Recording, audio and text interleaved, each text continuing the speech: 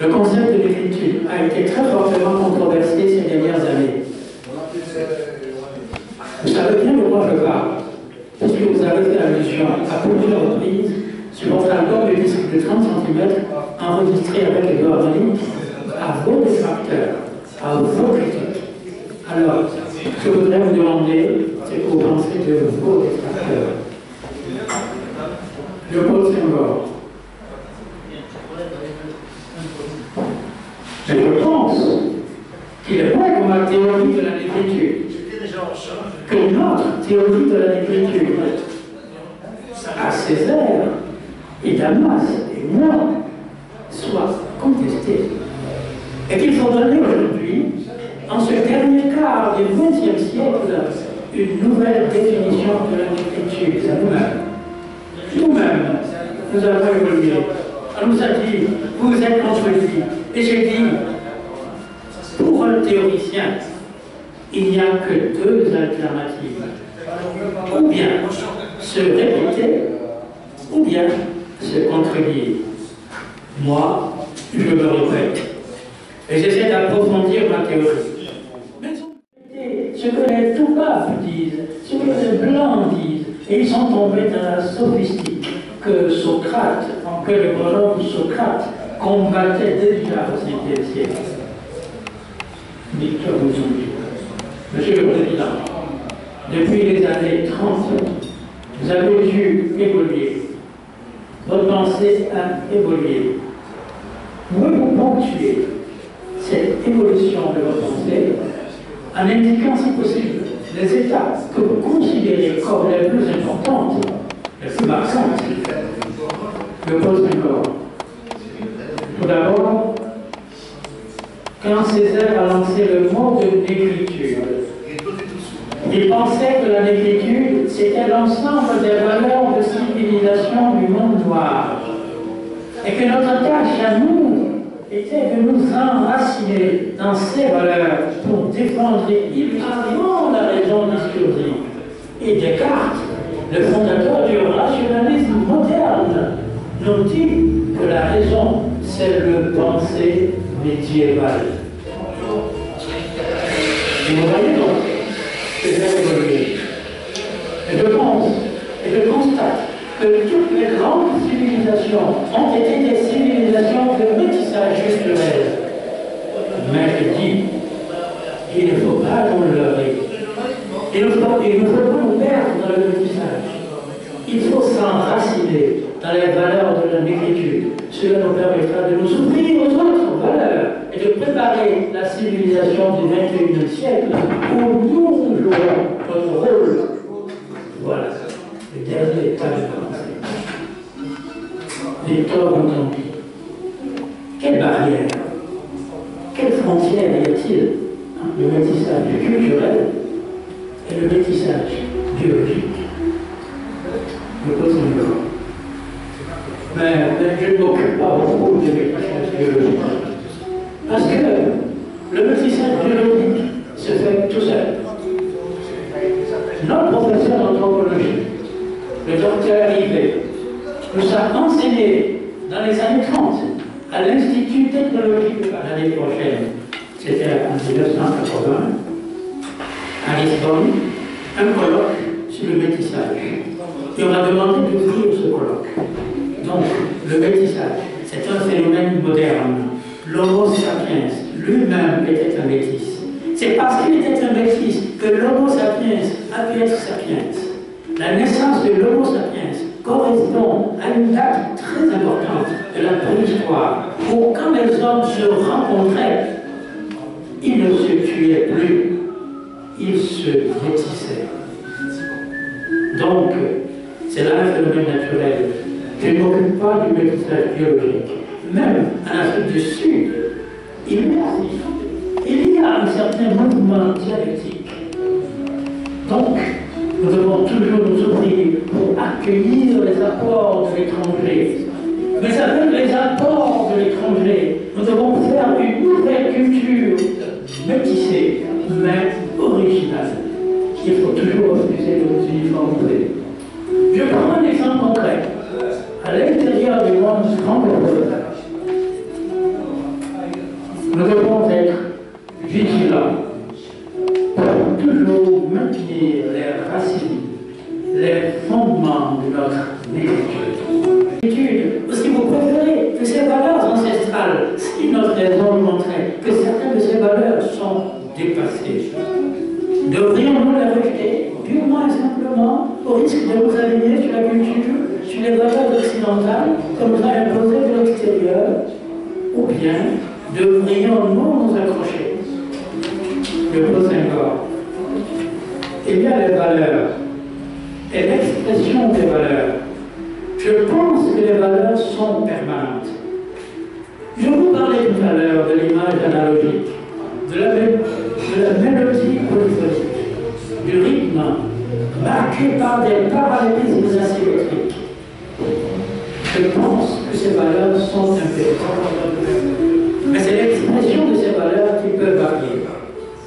Autrefois, les œuvres nègres s'exprimaient dans les cérémonies d'initiation, dans les bois sacrés. Nous sommes allés dans le bois sacré.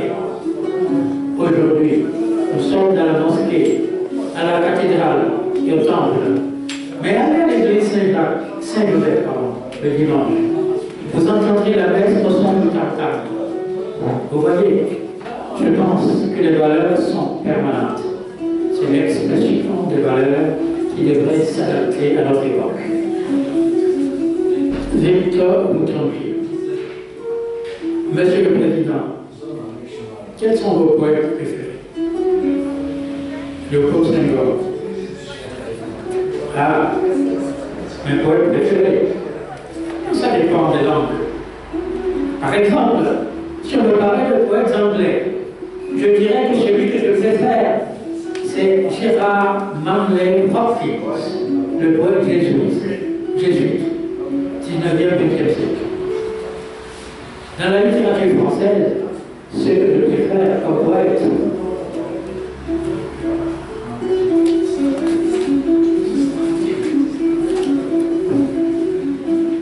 c'est Paul Claudel. Paul Claudel et Saint-John Perse. Saint-John Perse, un entier extra. Monsieur le Président, vous avez écrit un poème très célèbre. Excusez-moi d'aborder un domaine intime. Vous avez écrit un poème très célèbre. Femme noire. C'est le poème que Yvette vous avez lu la dernière fois. Je compte savoir, non, les élégies majeures. Il a paru ces jours-ci à Paris. Je vais vous en donner le manuscrit. Et tout à votre envie. Je vous en remercie d'avance. Le Côte Saint-Gor, l'être hivernal, c'est l'avant-dernier recueil des poèmes. Et tout à votre envie. À propos de la reine de Saba, vous avez écrit un poème également célèbre pendant les années 40. Le Côte Saint-Gor. Excusez-moi, mais je ne vois pas bien à quoi vous faites allusion.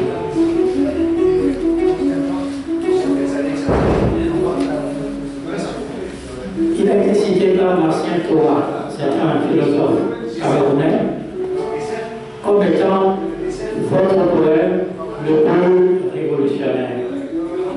Le Côte Saint-Gor, sourire. Et je précise que Marcien Torah est un philosophe camerounais,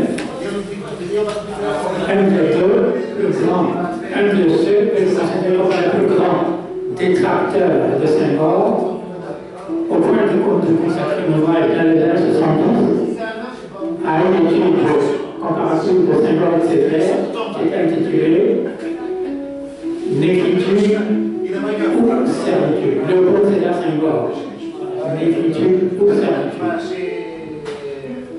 Torah, Marcien Torah, est avec Stanislas Adetéry, qui est un autre penseur africain du Bénin, aussi,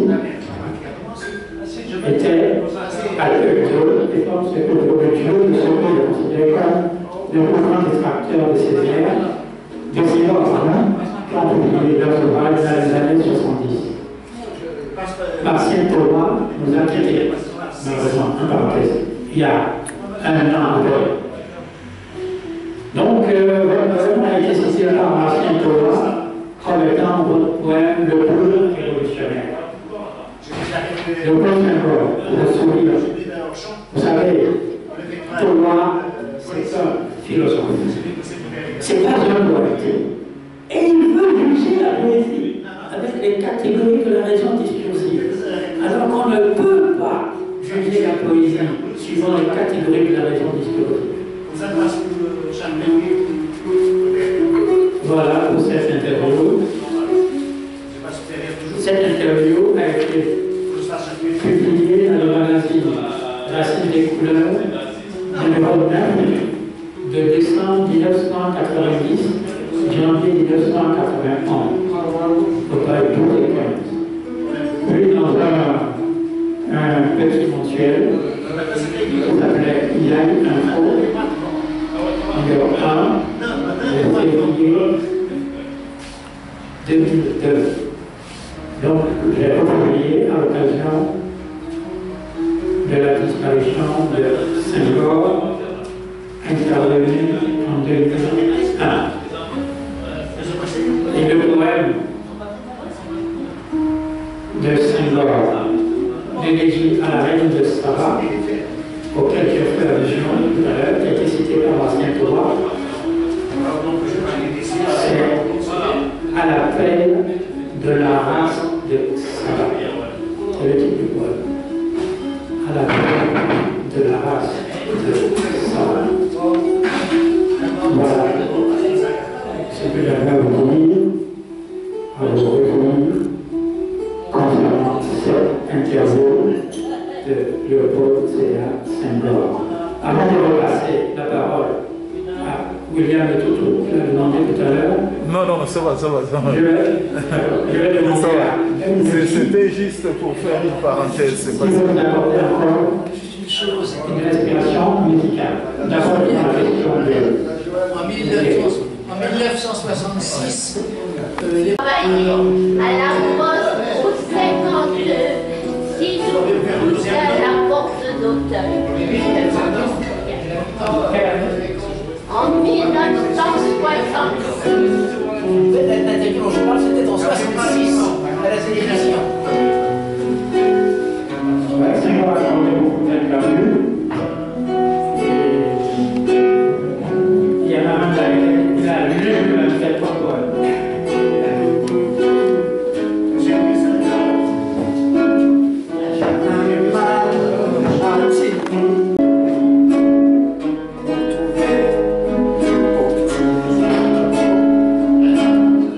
L'avenir nous sourira,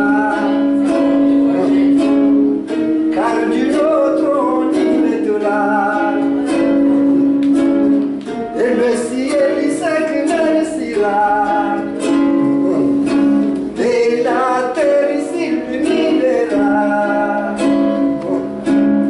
La tolérance, la prospérera,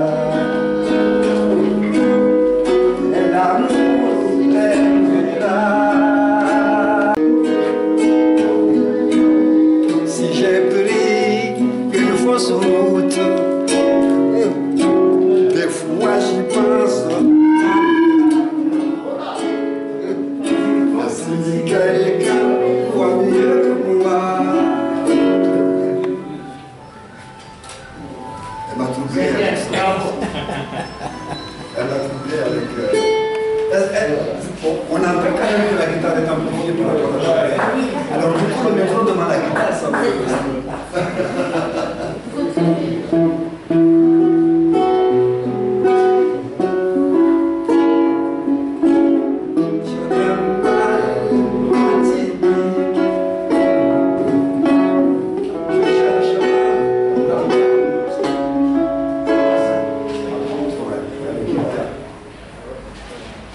Si tu peux combler par un poème bien écrit par toi, je le crois que ça sonne un peu bizarre. Et aujourd'hui, ça...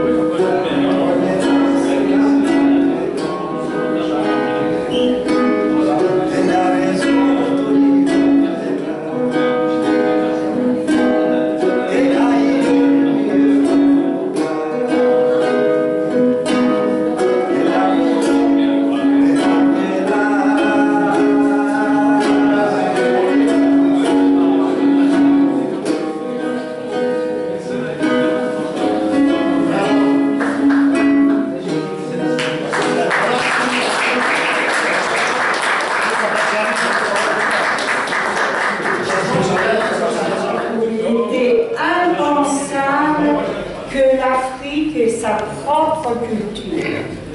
Et maintenant, on est allé au-delà, puisqu'il y a de nombreux auteurs africains qui écrivent. Il y a eu Cheikh Anta Diop pour dire que l'origine de l'humanité était en Afrique, mais personne n'aurait pensé que la culture africaine existerait avant la colonisation. Et il faut dire que les gens qui ont lancé tout sur la négritude, Cheikh Anta Diop, tous ces gens-là ont risqué leur vie pour défendre la culture africaine.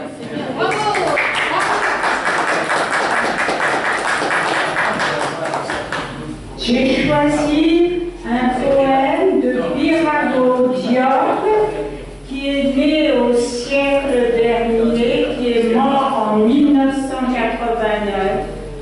Puisqu'on parle du Sénégal et de Senghor, et on a parlé de Joal Fadiouth, qui est la fille de Senghor, lui a fait des poèmes d'amour et aussi des poèmes sur ces lieux du continent où il est né.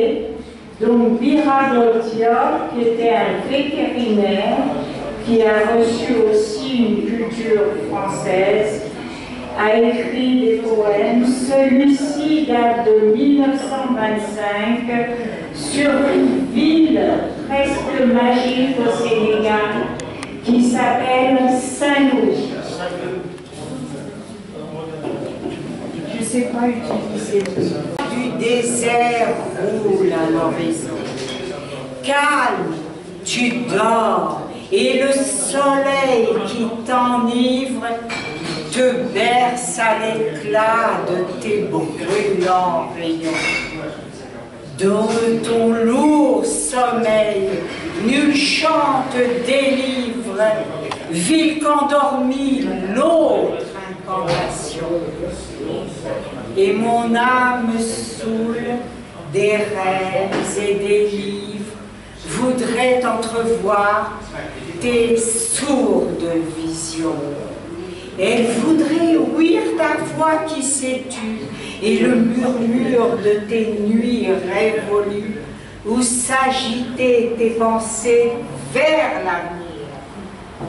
Le flot rugit, la vague lèche la plage, la mer s'avance que tu laisses venir.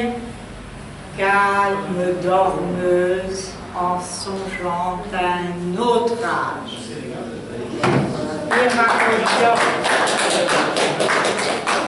J'ai un petit peu envie de nous faire un petit honneur. Lisons plutôt. Le nègre est un sensuel, un être au sens ouvert, sans l'intermédiaire entre le sujet et l'objet. Sujet et objet à la fois. Il est d'abord son, odeur, rythme, forme et couleur. Je dis tact avant que d'être œil, comme le blanc européen. Il sent plus qu'une voix, il se sent. C'est en lui-même, dans sa chair, qu'il reçoit et ressent les radiations qu'il met tout existant objet. Ébranlé, il répond à l'appel et s'abandonne, allant du sujet à l'objet, du moi au toi, sur les ondes de l'eau, il meurt à soi pour renaître dans l'eau. Ce qu'il n'a meilleure façon de le connaître, c'est dire que le nègre, traditionnellement, n'est pas dénué de raison, comme on en a voulu me le faire dire. Mais sa raison n'est pas discursive, elle est synthétique, elle n'est pas antagonie, elle est sympathique, c'est un autre mode de connexion. La raison n'a pas les choses. Elle ne les fout pas en différents rigides, en éliminant les sucres et les sels. Elle se coule dans les artères des choses. Elle est en épouse sous les conflits pour se lever au cœur du vin du réel. La raison blanche et analytique par utilisation. La raison nette et intuitive. Donc, j'ai trouvé ce texte magnifique et ça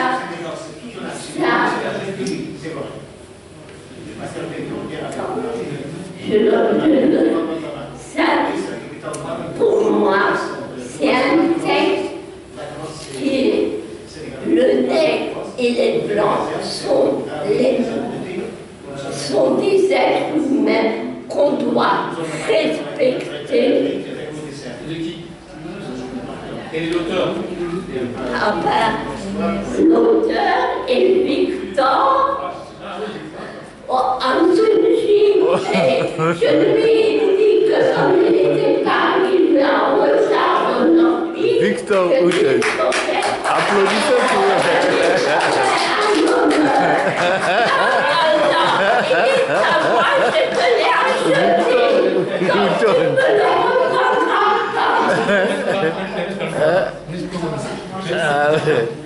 les voilà, Victor Outanji. Oui, je remercie François. Et vous savez quoi? Moi-même, je n'ai plus d'exemplaire. Non, ça c'est que je suis très content. Je vois qu'il y en a encore.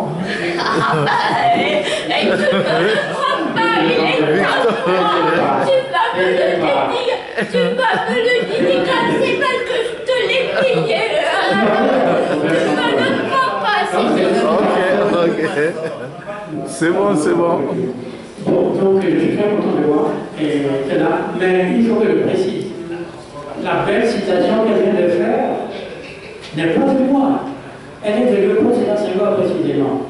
Mais elle a extrait de mon livre. Qui s'intitule Le cahier d'Aimé Césaire, événement littéraire et facteur de révolution. Donc, je suis très content que le passage n'y ait plus. Donc, j'ai cité ce passage-là pour montrer que, tout à l'heure, je parlais de Martien Thoreau, qui est un des deux principaux détracteurs francophones de Senghor. Avec son livre, Léopold Sédar Senghor, l'écriture pour servitude. La particularité de Martien Thoreau par rapport à un autre détracteur qui est Stanislas Adelthémy, qui dénigre toute la l'écriture au nom de la volonté de s'inscrire dans une dialectique marxiste de Saint-Péléan. La différence, c'est que Martien Thoreau dénigre Senghor au profit de Césaire. Pour Martien Thoreau, Césaire, c'est le prophète de la révolution noire, alors que Senghor serait le support de la course, enfin, comment dire, l'assimilé. Le représentant de l'idéologie, quoi, ça. Bon, non, c'est-à-dire qu'on a reproché à Senghor des passages qui disaient, par exemple, du moins au début, l'émotion est née comme la raison est éveillée. Par exemple, l'émotion est née comme la raison est éveillée. C'est-à-dire la raison discursive, en quelque sorte, la faculté de réfléchir, n'est-ce pas, est occidentale en quelque sorte, alors que les nègres sont les êtres émotifs. Donc c'est des facteurs de l'ont reproché. Bon, sous la plume de Martien Thoreau, qui met à l'honneur d'Aimé Césaire, j'estime que c'est une vue partiale. Parce que dans la poésie d'Aimé Césaire, le cahier de aujourd'hui, naturellement, on voit toute l'anthropologie justement que l'humanité naît. Donc je montrais qu'en réalité, Senghor a théorisé des choses que Césaire a illustrées en poésie. Voilà pourquoi il y a eu cette citation, cette belle citation que je remercie François d'avoir écrite. Vous voyez l'archiviste, on le considère comme une véritable archiviste et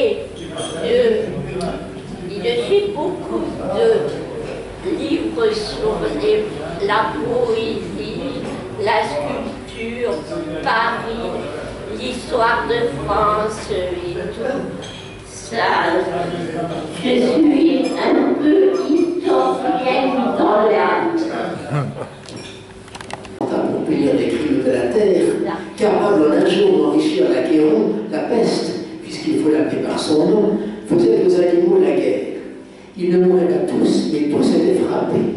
On n'envoyait pas l'occuper à chercher le soutien d'une mourante vie, ni loup, ni renard, ni billet d'Azous et l'innocente proie, et tourterait de ce familier, lui d'amour, partant plus le jour. Le lion d'un conseil est dit: mes amis, je crois que le ciel a permis pour nos péchés cette infortune. Il faut donc que le plus coupable d'entre nous se sacrifie au trait du céleste gourou. Peut-être il obtiendra la guérison commune. L'histoire nous apprend dans de tels accidents qu'on fait de pareils dévouements. Ne nous flattons point, prenons sans indulgence l'état de notre conscience. Pour moi, satisfaisant les appétits gloutons, j'ai dévoré force mouton. Il m'est même arrivé quelquefois de manger le berger. Je me dévouerai donc s'il le faut, mais je pense qu'il est bon que chacun s'accuse ainsi que moi, car on doit exiger selon toute justice que le plus coupable périsse. Sire, dit le renard, vous êtes trop bon roi, vos scrupules font voir trop de délicatesse, et vous à manger mouton, canaille, saute espèce, est-ce un péché? Non, non, vous leur dites, Seigneur, en les croquant beaucoup de même. Quant au berger, on peut dire qu'il était digne de tout mot, étant de ces gens-là qui sont les animaux se font un chimérique en plus. Ainsi dit le renard, il est flatteur d'applaudir. On n'ose à trop approfondir du tigre, ni de l'ours, ni des autres puissances, les moins pardonnables offenses. Tous les gens querelleurs jusqu'au simple matin, au dire de chacun, étaient des petits saints. L'âme, à son tour, j'ai souvenance qu'on a pris de moi du passant, la fin, l'occasion, l'herbe tendre, et je pense, quelques diables aussi de tout sang, je t'en dis de soulever la largeur de la langue. Je l'avais lu droit, puisqu'il faut parler net. À ses mots, on crie Aaron sur le montet. Un jour, quelques leclercs trouva par sa harangue qu'il fallait dévouer ce chronique animal, ce pelé, ce lutaleux devenait tout normal. Sa pécanique va juger incommandable, manger l'herbe d'autrui, quel crime abominable. Même la mort est capable d'expliquer ce portrait. Moi, le lui fis bien voir. Selon que vous serez puissant ou misérable, les jugements de cour pourront être blancs ou noirs. Inutile de vous dire que Louis XIV n'avait pas du tout apprécié ça. Il se déplacera pour 1915. Normalement, c'est pas habitué. Donc, pour le amitié pour l'héros-poésie. Voilà, l'héros-poésie également. Et Belmondi également, c'est un grand artiste qui tient une scène ouverte tous les jeudis près de la gare de l'Est, un jeudi sur deux. Et puis, dans un autre endroit où c'est le seul endroit maintenant. Ouais, le seul endroit où j'ai. Le seul endroit permanent. Permanent, voilà. Voilà, donc ils tiennent souvent des scènes ouvertes. Belmondi m'avait également fait l'honneur de m'inviter comme son invité d'honneur, et c'était pour la répétition des mots. Et là, une fois, j'ai eu le plaisir de dire des poèmes au Royal Est. C'est une brasserie près de la gare de l'Est, avec un public d'habitués artistes, musiciens, poètes. Et s'il y a des membres de vos poésies désireux de sortir, on ne dit pas par là aussi. Ils sont les bienvenus. Et en même temps, j'hésite pour inviter Ben à inviter ses amis au Royal Est à venir de temps en temps me rejoindre aussi. D'accord, Ben? Elle est dans le bon pays. Ouais, mais ça fait longtemps que je n'ai pas eu de proclamation. Oui, moi, je suis pas là. Je vais peut-être arriver à les amener ici. Oui. Bon, il avait une réunion une soirée jeudi dernier. Moi, j'étais un peu débordé dans la préparation de tout ça. Dans la préparation. Sinon, je vais aller et puis essayer de débaucher par les fonds publics avec sa permission. Merci, encore une fois. Je passe la parole à Joël Comte, le président de l'association Rencontre Européenne pour l'Autonomie. Merci Ben. En tant que président de l'association Rencontre Européenne pour l'Autonomie, je veux quand même de remercier.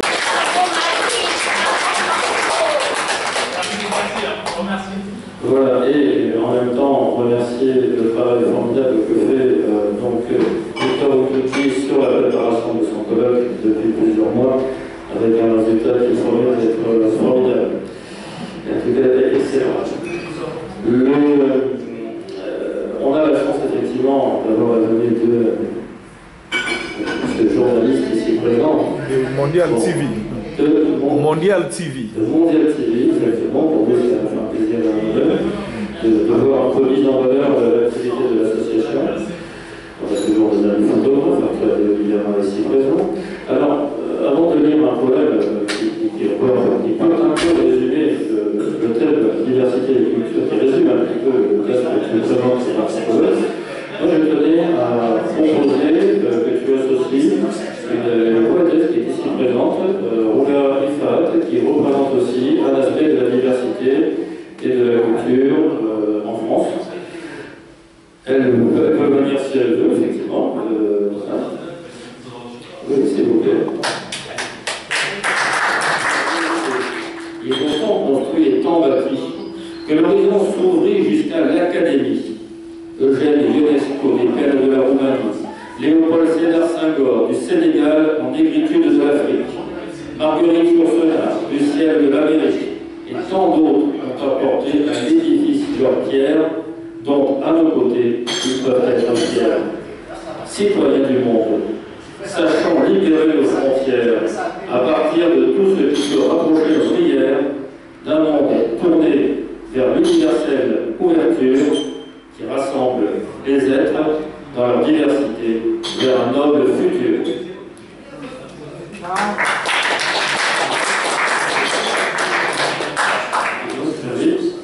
On arrive à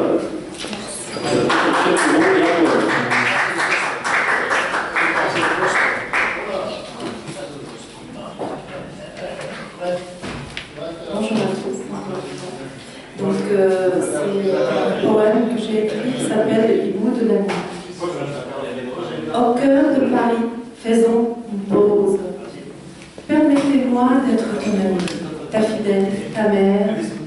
Toi, la sagesse en toi se pose, la crème, faisant escale.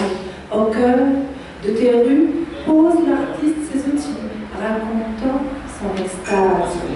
Ainsi, j'ai rencontré une lueur d'espoir avec des personnes portant un cœur humain, des vies qui se posent sur des lignes blanches, des récits qui s'imposent, des proses qui s'alignent sur une page, comme ceux qui bronzent sur les plages erronées, au coucher des mots criants au monde cruel, et ça plonge dans le fond du cœur de l'océan, perd son émotion, comme ceux qui se coupent de leur histoire, comme ceux qui oublient leur histoire, comme ces cœurs, des cœurs qui s'exposent, sans jugement, sans soupir, posant leur masque, sans regret, ni méfiance, ni errance. Paris, comme hier, Paris d'antan, Paris de cœur, Paris de l'abbé Pierre, Coluche et ses hommes au grand cœur. Permettez-moi de vous faire un aveu, vous chuchotez un secret, un cri du fond du cœur. Ce soir, j'ai fait une découverte, j'ai rencontré Paris, j'ai rencontré l'amour intellectuel lié à son cœur, Paris la vraie, Paris la pure, Paris la mer. J'ai rencontré mon amour éternel, rien que pour toi, lui-même, je chuchote, dans tes rues anonymes, Paris, je t'aime.